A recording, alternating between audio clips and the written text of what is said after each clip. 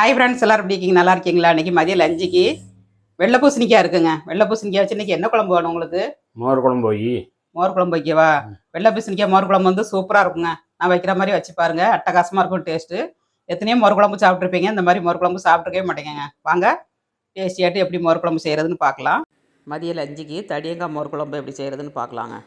தடியங்கான்னு சொல்லலாம், வெள்ளை பூசணின்னு சொல்லலாம். எங்கள் ஊர் சைடெலாம் தடியங்கான்னு தான் சொல்லுவோம். மோர் குழம்பு வச்சா ரொம்ப நல்லாயிருக்குங்க. முருங்கைக்காய், கத்திரிக்காய், தக்காளி இது கூட கட் பண்ணி போட்டு மோர் குழம்பு வைக்கணுங்க. புளி வந்து கொஞ்சம் கம்மியாக கரைக்கணும். நம்ம மோரை வந்து குழம்பு ஆற வச்சு லாஸ்ட்டில் ஆட் பண்ண போகிறோம். அதனால் புளி கொஞ்சம் கம்மியாக கரைச்சிக்கோங்க. இப்போ உப்பு போட்டு கொஞ்சம் தண்ணி விட்டு வேக வச்சு எடுத்துக்கணுங்க.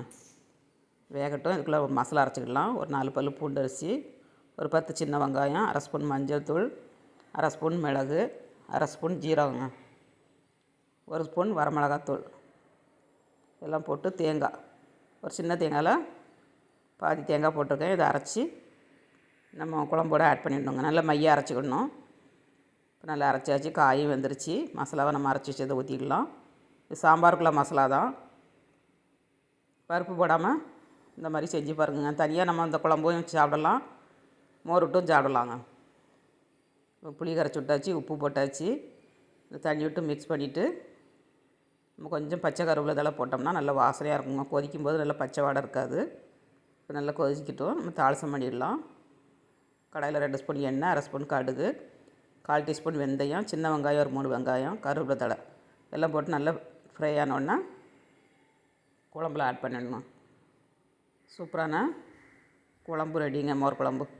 இதை நம்ம அப்படியே இறக்கி ஆற வைக்கணும். நல்லா ஆறினதுக்கப்புறம் மோரை ஊற்றி நம்ம சாப்பிட்டோம்னா அவ்வளோ ஒரு டேஸ்ட்டாக இருக்குங்க. ட்ரை பண்ணி பாருங்கள். வீடியோ வந்து ஸ்கிப் பண்ணாமல் பாருங்கள். வீடியோ பிடிச்சிருந்தா லைக் பண்ணுங்கள், ஷேர் பண்ணுங்கள், கமெண்ட் பண்ணுங்கள். நல்லா கொதிச்சிருச்சு. இப்போ இறக்கிடலாம். இறக்கியாச்சுங்க. ஸ்டவ்வோடு சமைக்கும் போது அன்போடு சமைக்கணுங்க. அன்போடு சமைச்சிங்கன்னா சுமாராக இருக்க மோர் குழம்பு கூட சூப்பராக இருக்குங்க.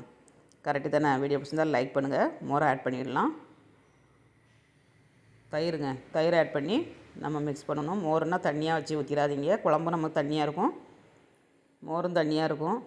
அப்புறம் ரொம்ப தண்ணியாயிரும். கட்டியான தயிரை ஊற்றிக்கோங்க.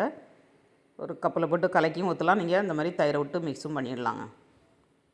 சூப்பராக இருக்கும். இந்த மாதிரி ட்ரை பண்ணி பாருங்கள் ஒரு முறை. ஃப்ரெண்ட்ஸ் அண்ட் ஃபேமிலிக்கு ஷேர் பண்ணிவிடுங்க, சப்போர்ட் பண்ணுங்கள். மோர் குழம்பு அட்டகாசமான சுவையில் பண்ணியாச்சுங்க. வாங்க எல்லோரும் சாப்பிட்றதுக்கு. வீடியோ பிடிச்சிருந்தால் லைக் பண்ணுங்கள். மீண்டும் ரெசிபியில் சந்திப்போம். பாய்.